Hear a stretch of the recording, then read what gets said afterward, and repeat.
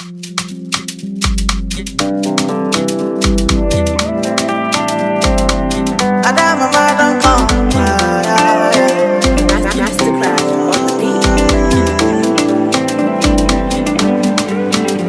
yeah, tell me, if you're blessed, can you hide it? Oh yeah, show me, this your blessing, where you put it, So this is my song, I'm grateful. My heart is full now. Spreading the news, no be paper. Your power is greater. Now I'm telling my story, the story of glory to glory. Instead of crawling, I'm flying. Nous vous disons merci de votre attention, merci de votre fidélité à votre programme, merci de toujours nous choisir et de toujours attendre ce programme impatiemment. Je suis avec mon frère et mon ami Isaac, à qui je dis bonjour. Bonjour Moudia, bonjour également à tous nos téléspectateurs qui nous suivent en ce moment et surtout, je sais qu'encore aujourd'hui, nous avons un très grand sujet que nous allons aborder avec l'invité du jour.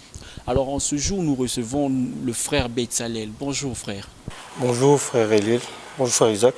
Bonjour. Vous allez bien? Ça va très bien, merci. Je suis content de vous recevoir sur ce beau plateau.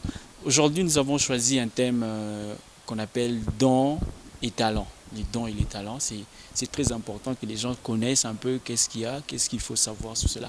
Mais avant qu'on ne puisse aller très loin, qu'on ne puisse entrer dans le vif du sujet, est-ce que vous pouvez nous donner la différence entre les dons et les talents? D'accord, merci. Déjà, je veux dire merci pour l'invitation dans cette émission-ci. Et je crois que je serai utile pour quelque chose. Et je pense tout de même aussi que ce n'est pas la dernière fois. Bon, voilà, déjà d'entrée de jeu, je voudrais dire qu'il y a une nette différence entre le don et les talents. Mais tout dépend en fait de l'acception que l'on prend et tout dépend du domaine dans lequel on parle. Par exemple, pour le commun de mortels, le talent représente une sorte d'atout inné que quelqu'un peut avoir et qui se révèle ou qui se manifeste au fur et à mesure.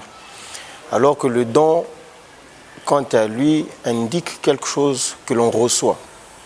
Quelque chose qu'en amont, probablement, on n'a pas, mais que nous recevons par après. Si pas que nous avons, mais que nous découvrons après.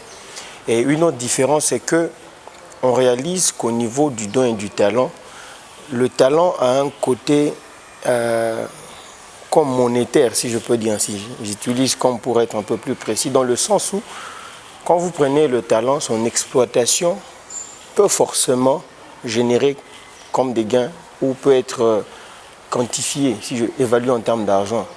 Alors que le don, souvent, dans une certaine mesure, c'est pour une sorte d'utilité personnelle. Par exemple, pour moi, parce que je suis beaucoup plus évangélique et beaucoup plus biblique, quand vous prenez dans la Bible, vous allez vous réaliser que, par exemple dans Matthieu, Jésus est en train de parler des talents. Et quand il parle dans Matthieu 18 et dans Matthieu 25, vous allez réaliser que, faisant allusion aux talents, l'idée contenue est une idée au fait monétaire. Parce que quand il parle des talents, au-delà de ça, il y a une idée d'argent. Il y a une valeur, voilà, une valeur monétaire qui est associée à cela. Par contre, quand on parle des dons, que l'on peut aussi circonscrire dans beaucoup d'aspects, mais les mondes évangéliques dans lesquels nous sommes, quand on parle des dons, directement on fait allusion aux dons spirituels, qui ceux-là sont pour l'utilité commune, comme on le dit. Mais en somme, il y a une nette différence entre le don et le talent. Donc on peut dire que les dons sont sur le plan spirituel et les talents touchent le physique. Non, ce n'est pas forcément ce que je dis, parce que le don peut être aussi physique. Le don comme le talent, tous peuvent être physiques ou tous on peut les comprendre de façon spirituelle. Mais ce que je veux dire, c'est que quand on fait allusion au talent, par exemple, quand vous prenez dans Exode, vous voyez que le Seigneur choisit Moïse. À un moment, Moïse est en train de faire les choses seul après qu'ils ont quitté, n'est-ce pas, l'Égypte. Il faut qu'il y ait une administration. Son beau-père l'indique qu'il fallait qu'il y ait une administration. Et dans ce sens, on va dire que Moïse a choisi des personnes talentueuses. Et quand vous prenez le terme talent là, vous le cherchez dans une autre version. Dans une autre version, on ne dit pas personne talentueuse, on parle des personnes capables. De sorte à ce que le talent devient comme une capacité, comme je l'ai dit en amont, un atout ou une capacité au fait. Mais tandis que le don, quant à lui, c'est En des termes simples, c'est comme une sorte de libéralité. Voilà. En des termes simples, le don, c'est comme une libéralité. Ok, merci beaucoup. Alors, qu'est-ce qu'on peut retenir des dons et des talents? Comment découvrir que c'est un don? Comment découvrir que c'est un talent? Waouh, la question est vraiment pertinente. Oui. Mais déjà, en partant du fait que le talent représente une capacité, le don à l'opposé ne représente pas forcément une capacité. Alors parfois, il y a un problème dans la diction ou dans la manière dont on parle. Que des personnes qui disent « ni don yang » ou « c'est mon don ». Que des personnes aussi qui disent « ça c'est mon talent ». Alors comment on va nuancer si c'est un don ou si c'est un talent? C'est à ce niveau-là qu'il y a justement une nette différence, ou c'est à ce niveau-là qu'il faudrait qu'on puisse en venir. Si on parvenait à cerner, on peut savoir quand est-ce qu'il est question de dons, quand est-ce qu'il est question de talent. Vous prenez par exemple dans la construction de l'arche, dans Exode. Quand Dieu est en train de donner les modèles, quand il donne la vision à Moïse, la Bible dit que Moïse devait choisir des personnes capables. Ça veut dire des personnes, entre guillemets, talentueuses. Et quand vous lisez, la Bible dit que Dieu a dit que ce sont des personnes en qui j'ai placé un esprit de sagesse et de connaissance pour faire toutes sortes d'ouvrages. Bétzalel comme vous. Par exemple, Bétzalel, Oliab, ainsi que les autres. Ces personnes avaient, au-delà de l'esprit de sagesse, ces personnes avaient comme une sorte de talent, si pas avaient un talent pour fabriquer ces ouvrages-là. Mais quand vous prenez par rapport au don, à l'opposé, il ne vient pas dans ce sens-là. Et dans les Écritures, il y a ce que l'on appelle la loi de la première mention. La loi de la première mention voudrait qu'on comprenne un mot ou un terme dans le contexte dans lequel il a été mentionné, cité pour la première fois justement. Et quand vous prenez dans les Écritures justement, la première fois où on est en train de faire allusion, c'est pas l'une des premières fois où on fait allusion au terme talent, c'est dans un sens de capacité au fait. C'est dans un sens de force. Parce que quand vous prenez dans sa racine, on vous dira que c'est quelqu'un, les gens qui sont forts, les gens qui sont capables. Et je vais aller un peu plus loin en faisant mes recherches par rapport au sujet. J'ai réalisé que dans Proverbe 19, je pense, 19 ou 12, quelque part, ça doit être 12, où on parle de la femme vertueuse. Quand vous prenez certaines versions, on ne parle pas de la femme vertueuse, on parle de la femme talentueuse. Et donc, à un niveau, on peut comprendre aussi le talent comme une sorte de vertu. Et voyez-vous, la vertu, on peut la cultiver. Comme pour dire, on peut forcément travailler sur son talent. Mais le travail sur le don n'équivaut pas au travail qu'on exerce sur le talent. Pas forcément. Déjà que le travail qu'on exerce sur son talent a un aspect pécunier, comme je vous l'ai dit en amont, ça veut dire qu'on peut évaluer le rendement en termes d'argent. Mais tandis que quand vous partez sur les dons, on n'évalue pas forcément les rendements en termes d'argent. Je pèse mes mots, on n'évalue pas forcément, pour ne pas dire que les dons, on ne peut pas les évaluer en termes d'argent. Ce n'est pas ce que j'ai dit. J'ai dit, on n'évalue pas forcément. Mais quant au talent, ça va dans ce sens. Et je pense que ça va quand même. Alors, peut-être comprendre très bien, et en vous suivant très bien, c'est que le talent peut être quantifié, c'est ça, mais les dons, lui, ne peut pas être quantifié. Alors, nous abordons le plan spirituel au sein d'une église. Quels sont les dons que nous pouvons retrouver et quels sont les talents que nous pouvons retrouver. Là, j'aimerais aborder sur la question de Eliel, pour que vous nous fassiez au moins la différence d'une manière concrète au sein d'une église, le talent et les dons. Quand vous prenez au sein d'une église, ordinairement, on parle toujours de 9 dons spirituels. On parle de 9 dons spirituels qui sont classés en ordre de 3. Là n'est pas le sujet. Mais quand vous lisez encore, vous réalisez qu'au-delà de ces dons dont on fait mention, les 9, on fait allusion aussi parfois aux dons de libéralité qui peut être exercé dans l'église. Il y a certains dons... Ce n'est pas un talent. Non. Qui est libéral. Non. On est en train de faire allusion à cela dans les Écritures. Ça veut dire qu'il n'y a pas forcément 9 dons. Il y en a beaucoup d'autres. Mais les 9 sont beaucoup plus circonscrits dans le cadre de l'église de Corinthe. Dans le cadre de l'église de Corinthe, il y a eu comme une crise qui s'était manifestée. Quand vous prenez les épîtres de l'apôtre Paul, vous réaliserez que l'épître aux Corinthiens, c'est l'une des épîtres, déjà c'est une épître où il y a beaucoup où il reprend beaucoup. Mais quand vous regardez, vous réalisez que l'église de Corinthe devait avoir été une église spirituelle. Mais le problème avec l'église de Corinthe, c'était dans l'exercice, au fait, n'est-ce pas, de ces dons spirituels-là. C'était ce qui a fait à ce que Paul, en parlant à l'église de Corinthe, puisse circonscrire les dons en 9. C'est comme en parlant des ministères. L'apôtre Paul, parlant aux Éphésiens, parle forcément de 5 ministères pour l'édification du corps du Christ. Et quand vous le lisez, parlant à d'autres, vous verrez par exemple, il dit qu'il y a certains qui ont exercé le ministère d'hospitalité. Je pense que ça doit être Jacques aussi qui en parle. Donc il y a déjà que le ministère devrait être compris comme un service. Et quand on le prend comme un service, on se rend compte qu'on ne devrait pas le calquer simplement sur 5, mais il faudrait le comprendre dans toute l'étendue. Mais quand vous prenez les talents, dans le Nouveau Testament, l'une des fois où on parle des talents, c'est Jésus qui est en train de faire allusion aux talents. Et quand il fait allusion aux talents, souvent, il y a toujours un concept ou un terme d'argent qui va avec.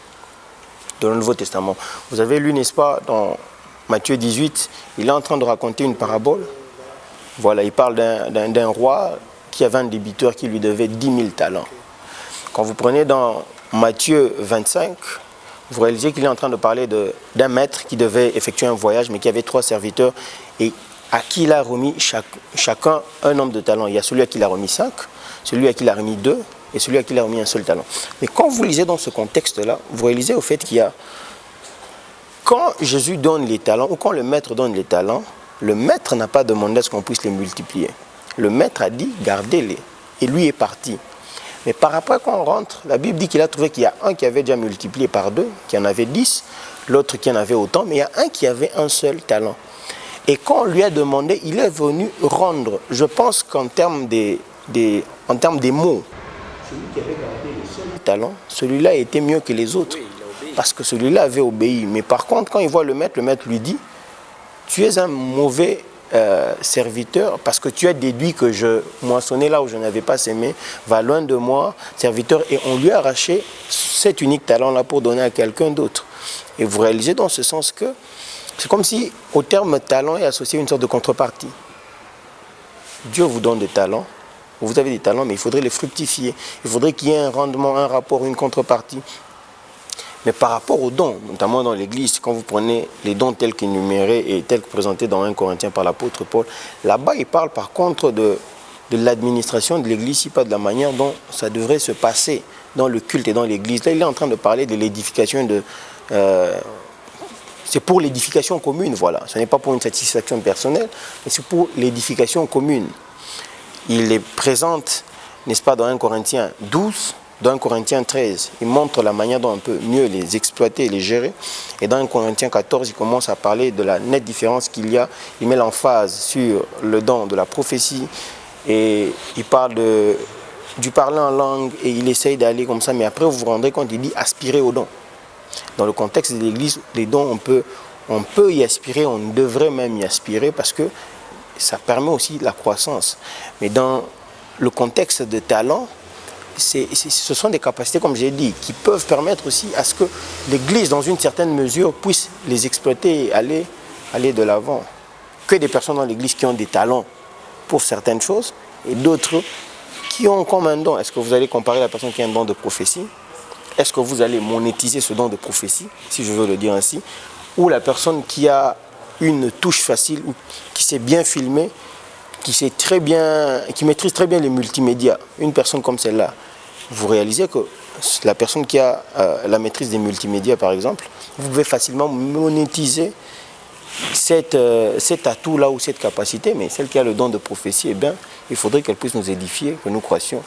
Mais quand on dit celui qui travaille à l'hôtel mange à l'hôtel, à un certain moment, c'est que moi je suis là en tant que prophète, je peux faire de ma prophétie une profession. Le problème déjà, c'est qu'il faudrait que nous rentrions aussi dans le cadre dans lequel on a souvent dit celui qui travaille à l'hôtel mange à l'hôtel. Cette maxime, si pas cette phrase, elle s'appliquait beaucoup plus à l'Ancien Testament. Dans l'Ancien Testament, ceux qui exerçaient le ministère, c'était des sacrificateurs. Les sacrificateurs étaient commissionnés à exercer, n'est-ce pas, ces tâches-là. Mais eux, différemment d'autres tribus, ne devaient pas travailler. Eux, leur boulot, si pas leur commission, c'était le tabernacle, le travail dans le tabernacle. C'est pour ces personnes-là qu'on disait, celui qui travaille à l'hôtel mange à l'hôtel. Vous verrez que ces personnes-là, on dit, elles pouvaient manger quand on apportait les offrandes, elles pouvaient prendre, prélever pour manger. C'était pour ces personnes-là. Mais dans ce sens, dans ce temps-ci, ce n'est pas forcément ce qui va avec. Et ce n'est pas la pensée de Dieu de pouvoir, n'est-ce pas, spéculer, si pas monétiser la parole ou la vocation. Toujours dans la Bible, n'est-il pas écrit, nous avons reçu gratuitement, donnons gratuitement. Mais ça, je pense aussi que ça s'applique beaucoup plus à nourrir les enfants de Dieu. Nous avons Dieu pour rémunérateur, ce ne sont pas les hommes qui vont nous payer. Ah, merci beaucoup. Alors, une question pour quand même aller du côté d'Isaac. Y a-t-il des dons plus importants que les autres, par exemple? Non, ça, ce serait comme une sorte d'aberration. Oui. Chacun reçoit une portion et une mesure selon la grâce que Dieu lui a faite. Et à chacun, la grâce est faite pour une utilité. Évidemment dans le contexte de l'Église, mais aussi dans le contexte, n'est-ce pas, de la vie. En fait, si on allait avec l'idée d'un don plus important, plus grand que l'autre, on verserait facilement dans l'idée de la compétition. Ce que j'ai est plus fort que toi, ce que j'ai est plus grand que ce que toi tu as. Et pourtant, l'idée derrière, en fait, c'est une sorte de complémentarité. Parce que ce que vous avez, je ne l'ai pas forcément. Et ce que j'ai, vous ne l'avez pas forcément. Alors si on doit s'édifier, il faudrait que nous nous acceptions et que nous nous complétions mutuellement. Est-ce qu'il y a un don plus grand que les autres? Je ne pense forcément pas. Mais je crois par contre que dans leur exercice, il y a certains dons dont l'impact peut être plus grand que certains autres, selon qu'on les exerce évidemment. Ok. Par exemple? Ah, l'exemple. Quand vous essayez de lire, quand l'apôtre Paul est en train de parler dans 1 Corinthiens 14 des dons spirituels, vous allez réaliser par exemple qu'il dit que celui qui prophétise est plus que celui qui parle en langue. Mais il met l'emphase. Est-ce que ça veut dire que le parler en langue est moins important que le don de la prophétie? Il met en fait une sorte de bémol, si pas un accent pour que nous comprenions. Il dit parce que celui qui prophétise édifie les autres. Par contre, celui qui est en train de parler en langue s'édifie lui-même. Et déjà que le but, au fait, c'est pour l'édification commune. Donc, quand on exerce le don de prophétie, on édifie, et de la bonne manière évidemment, on édifie les autres. Et l'apôtre Paul perçoit ça comme quelque chose de grand par rapport au fait de s'édifier soi-même, de se bâtir soi-même. Parce que nous n'avons forcément pas reçu pour nous-mêmes. La chose aussi est telle que Dieu n'investit pas en nous pour nous. Dieu investit en nous pour les autres. Parce que la terre répond à certains principes, si pas le monde dans lequel nous vivons, répond à certains principes dont l'un des principes c'est le principe de la matérialité. Tout ce qui peut facilement, aisément fonctionner sur la planète Terre, c'est tout ce qui est matériel. Alors que les Écritures font voir directement que Dieu est esprit. Comment est-ce que le Dieu esprit interviendrait dans le concept humain qui est beaucoup plus matériel? Il faudrait qu'il y ait, n'est-ce pas, qu'il porte aussi, qu'il revête au fait ce corps matériel. C'est la raison de la naissance de Jésus. C'est la raison pour laquelle aussi Dieu passe par les autres pour nous bénir. Vous imaginez l'Esprit descendre et commencer à vous parler. Déjà, comment vous allez comprendre ça et quelle est votre appréhension? Déjà que dans la plupart des cas, nous pensons que l'Esprit est beaucoup plus abstrait. Mais est-ce que le fait qu'il soit abstrait, ça veut dire qu'il soit absent? C'est aussi des questions à poser.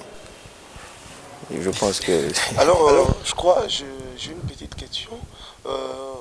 Est-ce qu'il y a une différence aussi parce qu'à un certain moment, je me rends compte que les dons évoluent dans le même sens que le ministère. Parce que quand on parle de dons, on va directement au ministère. Parce que quand quelqu'un qui vous dit non, moi j'ai les dons, je suis tel. Est-ce que les dons vont forcément de pair avec le ministère? Les dons peuvent servir dans le ministère. Aller de pair, je ne sais pas mieux comprendre, mieux cerner votre question, mais si vous voulez demander si celui qui a un don a d'office un ministère, évidemment, je dirais pas forcément. Parce que c'est possible d'avoir un don et de ne pas avoir forcément un ministère. Évidemment, dans le contexte des ministères tels qu'énumérés par l'apôtre Paul,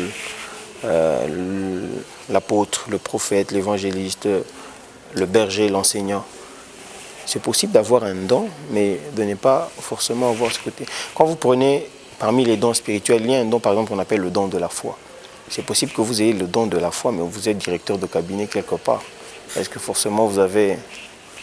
Non, pas forcément. Le problème c'est que la manière dont les choses ont été présentées et même la manière dont on nous présente, c'est ça qui pose problème.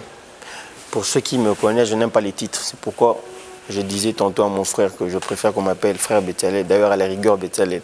Parce qu'à la fin, ça nous embrouille à un moment. Je me souviens, dans les premiers pas que j'exerçais dans la foi, il est arrivé qu'on puisse m'appeler comme pratiquement quatre adjectifs ou 4 indicatifs. Il y a des gens qui m'ont appelé prophète, que des gens qui m'ont appelé à un moment évangile, des personnes m'ont appelé pasteur, ceux qui m'ont appelé docteur, et il y a des gens qui par ricochet parfois m'ont appelé apôtre. Et je me souviens une fois, je me dis, mais finalement, qu'est-ce que je suis? Parce que c'est toujours animé parfois de bonnes intentions qu'on appelle. C'est peut-être parce que ces personnes ont perçu quelque chose, mais finalement, qu'est-ce que je suis? En fait, il est important déjà de se réaliser soi-même, et on ne sait pas se réaliser soi-même en dehors de Dieu. Lorsqu'on rentre auprès de Dieu, Dieu nous indique qui nous sommes réellement. J'aime l'exemple qu'un homme de Dieu a souvent donné. Jésus pose la question de savoir qui dit-on que je suis. Tout le monde répond en disant, on dit que tu es, Finalement, il leur retourne la question en leur disant, et vous, qui dites-vous que je suis? Là, il y a comme un silence, et puis il y a un qui reçoit la révélation, et lui dit, tu es le Christ, le Fils du Dieu vivant. Et puis Jésus va lui dire par après, et toi, tu es Pierre, et sur cette pierre, j'ai bâti mon église. C'est comme s'il y a une partie de l'identité de Pierre qui a été révélée parce que Pierre a reçu la révélation de qui est Dieu. Et je disais tantôt, en parlant avec un ami, je lui ai dit, si Dieu était une expérience, Dieu ne serait pas une expérience collective. Dieu serait une expérience personnelle, si pas individuelle. Et donc, connaître Dieu pour soi-même, c'est ça la base. Le danger, c'est qu'on veut connaître Dieu pour les autres. Et quand on veut le connaître pour les autres, c'est là qu'on va forcément écouter tout ce que les autres nous disent. C'est à ce moment-là que quelqu'un a simplement une grâce, si pas un don de prophétie, mais déjà, il s'appelle le prophète des nations, il s'appelle... Voilà. Frère, docteur, pasteur, apôtre, évangile, Betsalel, est-ce que acceptez-vous bien, êtes-vous de ceux-là qui parlent du ministère prophétique? Du ministère, parce que je vous ai posé la question pour savoir si les dons et les ministères pouvaient évoluer de pair. Et vous nous aviez donné un exemple d'un don, par exemple la prophétie. Alors, et vous nous avez également épinglé tous les ministères, mais parmi les ministères, est-ce que vous êtes de ceux-là qui pensent que, qui disent que, qui emploient peut-être ces mots, voulais-je dire, ministère prophétique? Donc, on a un don de prophétie qui s'accompagne au ministère, alors ça forme le ministère prophétique. Ça existe? Dans la Bible, je n'ai pas vu comme ça. Dans mon expérience personnelle, je n'ai pas compris les choses comme ça. Autour de moi, je vois les choses comme ça. Alors, je pense qu'il faudrait que le Seigneur peut-être puisse m'enseigner, mais je me réserve peut-être de dire si ça existe ou si ça n'existe pas. Je pourrais dire que ça n'existe pas, mais je vois. Il y a parfois une nuance. La question devrait être, est-ce que ça devrait exister ou bien ça existe? Parce que si la question est, ça devrait exister, là, je peux vouloir encore prendre trop de théories et aller dans le fond. Dans le sens, au fait, dans le fond, le ministère ressemble comme à un office. Le ministère, parfois, il ressemble comme à un office. Ça veut dire que c'est votre office, c'est là que vous travaillez. Vous voyez? On ne peut pas vous comprendre en dehors de ça. Alors que le don vient comme... le terme anglais, parfois, c'est item. Comme... vous comprenez, n'est-ce pas ce que je veux dire? C'est comme un outil, voilà. Parfois, ça vient comme un outil. Le don vient parfois comme un outil pour accompagner. Mais il y a quelque chose qu'on doit avoir en amont directement. Et la vérité, c'est que les temps dans lesquels nous sommes, nous ne pouvons pas les dissocier du terme prophétie ou prophétique. Déjà que la Bible l'a déjà annoncé, donc peu importe la manière dont on pourrait s'insurger ou s'élever, on ne sait pas dissocier. Peut-être ce qui devrait fonctionner, c'est un meilleur encadrement et une meilleure gestion de ces choses. Dans ce sens, ça pourrait aller. Vous avez déjà vu quelqu'un qui a en même temps les talents et qui a en même temps les dons? L'apôtre Paul est en train de dire, je pense aux Corinthiens, quand il était en train de parler, oui, je pense aux Corinthiens, l'apôtre Paul dit, lorsque je suis venu à vous, je n'étais à charge de personne. Et quand vous lisez la suite, vous verrez que l'apôtre Paul était en train de faire il construisait des tentes qu'il était en train de vendre. Il avait déjà un talent. Et quand vous voyez l'apôtre Paul, c'est l'un d'excellents. Certains vont jusqu'à dire qu'il avait tous les 9 dons spirituels. Ce que je ne veux pas forcément dire, mais vous voyez que quelqu'un peut avoir les deux. Si pas tout le monde, je crois que tout le monde a les deux. Le problème se situe simplement au niveau du fait de se réaliser. Et en tant qu'enfant de Dieu, il est vrai que l'émission Focus touche tous les secteurs, mais en tant qu'enfant de Dieu, moi je crois que je ne saurais pas dire à quelqu'un, comme un motivateur, rentre dedans de toi, réalise et tout ce qui va avec. C'est une formule qui marche peut-être, mais moi je dirais peut-être rentrons à Dieu et Dieu nous dira dans quoi il nous veut exactement et qu'est-ce qu'il faut. Parce que parfois il y a des choses qui sont bonnes et des choses qui sont mieux. Et vous voyez, sur l'échelle de valeur, ce qui est mieux, c'est plus que ce qui est bon. Mais la plupart des temps, les gens font ce qui est bon pour eux, mais ils ne font pas forcément ce qui est mieux pour leur destinée. Et pourtant, quand vous faites ce qui est mieux pour votre destinée, si jamais il y avait une liste sur laquelle on était en train de coter ou une grille, alors vous êtes dans le bon. Mais pour qu'on comprenne et qu'on sache ce qui est mieux pour notre destinée, rentrons auprès de Dieu. Au début de ma foi, j'ai intégré une chorale. J'aimais chanter Elia lycée. J'avais quand même une main pour composer. Non, je suis en train d'aller. Au début, j'ai adhéré à une chorale. J'ai composé, j'aimais, même maintenant je pense que j'aime la musique. Mais j'ai constaté quand j'étais dedans, que même en répétition, le moment où j'étais le plus comme utile, c'était, vous voyez, comme les moments de prière en groupe, les moments d'exhortation, c'était pendant ces moments-là que j'étais utile. Mais quand il fallait faire les voix et autres, je sentais que ce n'était pas comme pour moi. De sorte à ce que déjà, il y avait comme une sorte de comité qui était chargé du spirituel, qui était chapeauté par un bien-aimé. C'est comme s'il m'avait coopté et j'ai commencé à travailler avec lui là-bas. Et c'est dans ce sens-là que j'ai évolué. Et puis par après, c'est là que je comprends, bon, en fait, je pense que je suis appelé. Et je crois que je peux faire tout ce que j'aurais bien voulu faire. Mais une chose qui ne peut pas quitter mon esprit, c'est que servir Dieu. Ok, mais qu'est-ce que tu peux dire, qu'est-ce que vous pouvez dire à un téléspectateur qui vous suit et vous voulez lui dire comment, premièrement, découvrir qu'il a un don ou un talent, comment aussi, parce qu'il y a le terme qui dit exercer ce don pour qu'il puisse croître. Qu'est-ce que tu peux dire concernant les deux termes, d'abord découvrir et puis l'exercer? Au téléspectateur que loin de Dieu, on ne peut pas se découvrir, on ne peut même pas se réaliser. Il n'y a qu'en Dieu qu'on peut se réaliser. Parfois, je suis de tendance philosophique. Hier, je me posais une question, ou si pas des questions, et l'une des questions que je me posais était « Qui suis-je vraiment? Est-ce que je suis vraiment moi? Et est-ce que je crois que je suis moi parce qu'il y a une partie du moi qui me donne cette illusion, ou soit il y a autre chose ?» Le fait est que, quand vous commencez à vous poser ce genre de questions, si vous n'avez pas un soubassement chrétien, si pas scripturaire, vous risquerez de vous éloigner. Mais par contre, moi, en me posant ces questions, ça m'a beaucoup plus permis de réaliser que toute mon existence n'est définie qu'en Dieu. Et quand vous parvenez à comprendre que votre existence est définie en Dieu, à ce moment-là, vous commencez le processus. Parce que tout est un processus. Ce n'est pas au premier jour que vous saurez directement « je suis bon à ça, je suis appelé à ça, je devrais faire ça ». Mais c'est au fur et à mesure, en exerçant, en faisant, que vous pouvez découvrir. Et partant du fait que le talent est comme un atout, certains atouts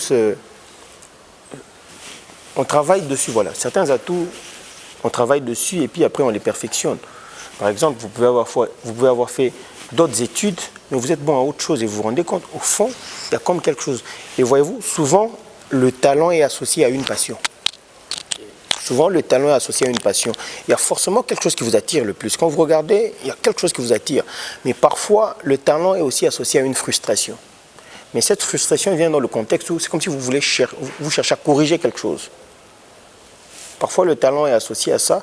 Et le don, on le réalise par après, peut-être par la grâce de Dieu, peut-être par la révélation. L'apôtre Paul disait à Timothée que personne ne méprise ta jeunesse et tout ce qui va avec. C'est un modèle. Mais vrai, quelque part, où il était en train de le dire aussi, travaille sur le don que tu as reçu par imposition des mains et par prophétie, tout ce qui va avec. Donc il y a des dons qui viennent comme ça. Mais je dirais aux téléspectateurs, rentre auprès de Dieu et réalise. Et en parlant ici de Dieu, le terme Dieu est tellement vague dans le contexte où, en théologie, on étudie Dieu. Mais qui est Dieu qu'on étudie en théologie? C'est une question. Ah oui, la théologie, c'est la science de Dieu. C'est pourquoi je suis en train d'arriver, au fait. J'en arrive là-bas. Vous trouverez en théologie des professeurs athées. Alors, comment il fait pour être athée, mais venir nous enseigner Dieu? Si on doit prendre exactement la théologie comme une science, voilà, ils étudient Dieu. Mais si on doit rentrer dans le contexte, on sait qu'on ne sait pas comprendre aussi Dieu en dehors de Jésus. Donc je dirais aux téléspectateurs qu'ils puissent soupirer après Jésus. Parce qu'en ayant une expérience personnelle avec Jésus, il découvrira son rôle et son importance dans le corps de Christ. N'oubliez pas que l'apôtre Paul, parlant, est en train de nous montrer que nous étions un corps. Lorsqu'il parle de l'Église, il représente l'Église comme un corps. Peut-être que nous ne fonctionnons pas encore totalement dans l'Église locale parce qu'il y a un membre qui manque et ce membre, c'est le téléspectateur. Puisse-t-il rentrer au pied de Dieu par Jésus et Dieu lui permettra de réaliser ce pourquoi il est appelé. Il y a certaines personnes, certains enseignants comme vous, ils disent que pour découvrir son talent, peut-être il faut faire un comeback, si on peut le dire ainsi, donc faire rentrer un tout petit peu en arrière et réfléchir sur ce que tu faisais tout en étant enfant. Si tu aimais trop jouer au foot, si tu aimais trop lire, et c'est dans ce sens-là que tu pourras découvrir le talent qui est en toi. Ça, c'est peut-être que vous puissiez nous dire, c'est aussi un bon système pour découvrir son talent.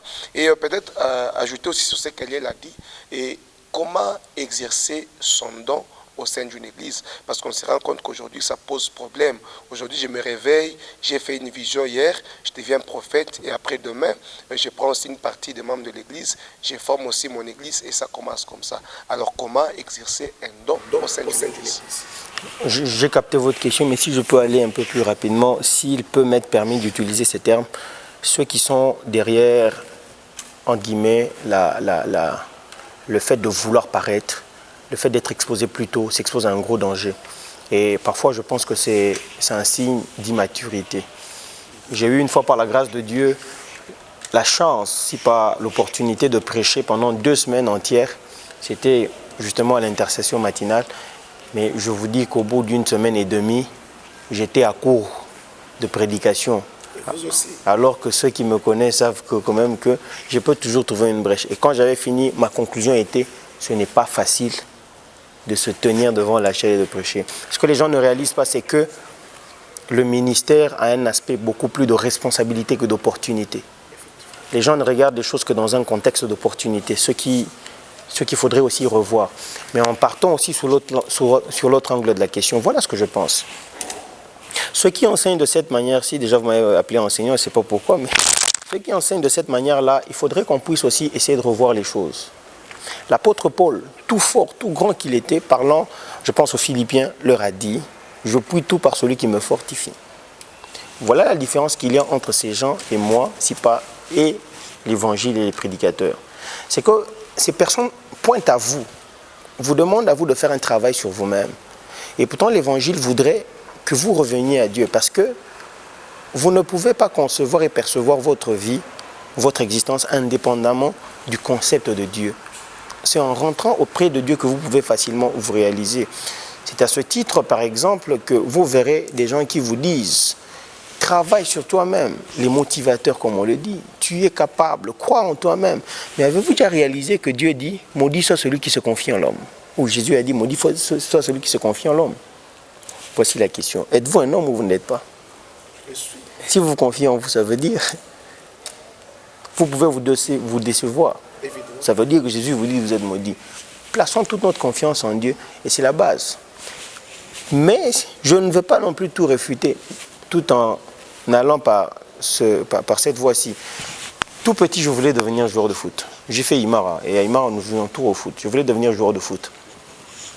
Mais mon père, par contre, ne voulait pas d'un joueur à la maison. Et puis après, en grandissant, certaines frustrations de la vie, certaines frustrations que j'ai rencontrées dans mon entourage m'ont poussé à commencer à écrire. Et en écrivant, certains gens qui lisaient ce que j'écrivais ont commencé à trouver qu'il y avait, portait quand même intérêt, mais disaient que j'écrivais quand même bien. Par après, je commençais à écrire. J'ai écrit des choses que je n'ai pas forcément publiées. Mais récemment, j'ai fini la rédaction d'un livre que j'ai intitulé « Ne crains rien ». Je cherche comment l'éditer et comment le publier. Mais dans ce sens-là aussi, il y a eu comme une frustration qui a permis de cerner à côté de moi un écrivain. Mais est-ce que je devais forcément rentrer derrière, aller chercher, fouiner?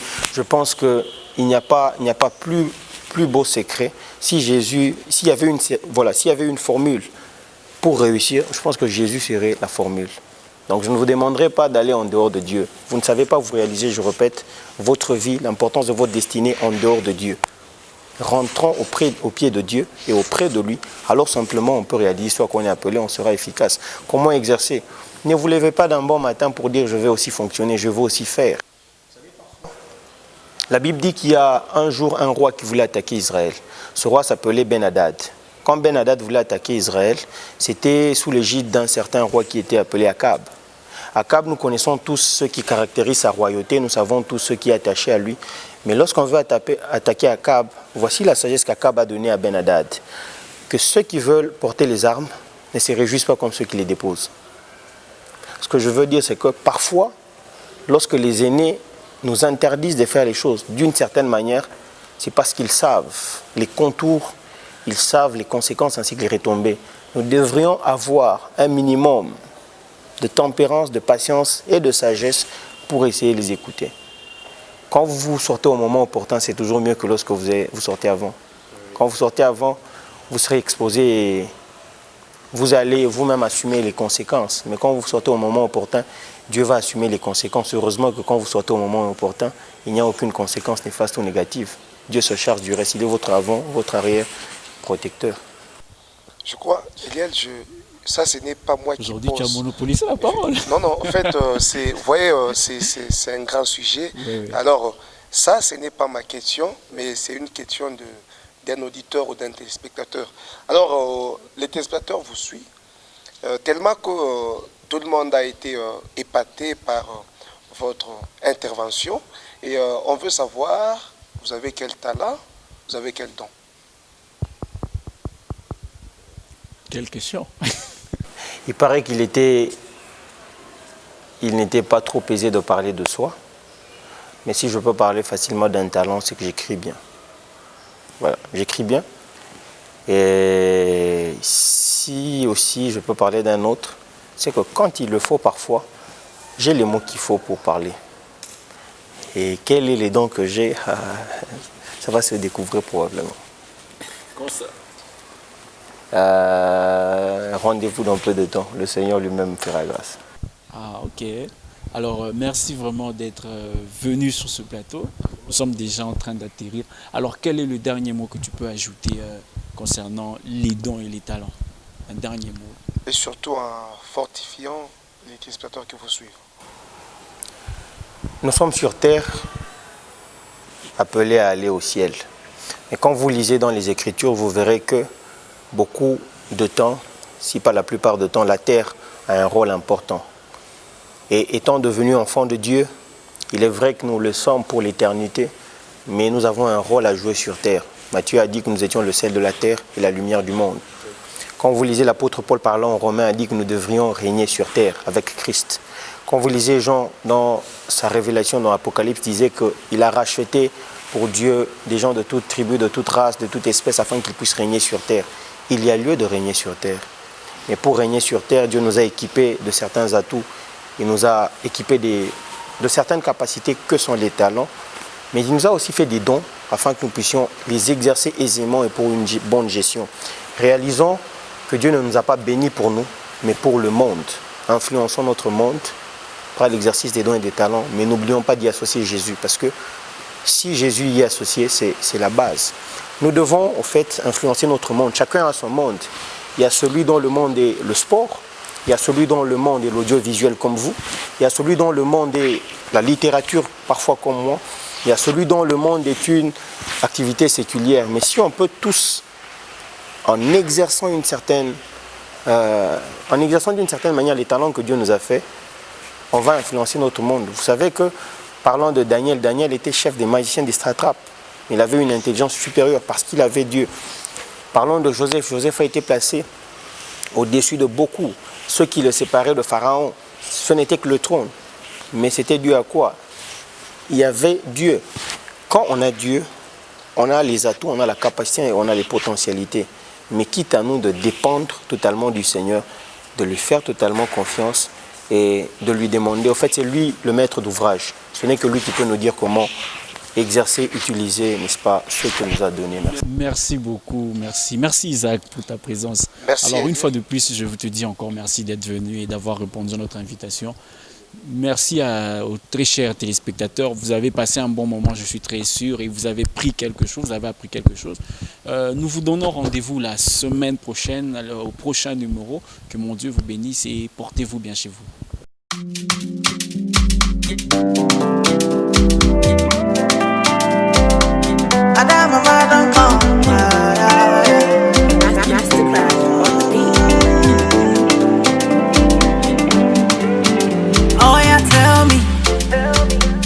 If you're blessed, can you hide it? Oh yeah, show me this your blessing, where you put it. So this is my song, I'm grateful. My heart is full now. Spreading the news, no be paper. Your power is greater. Now I'm telling my story, the story of glory to glory. Instead of crawling, I'm flying.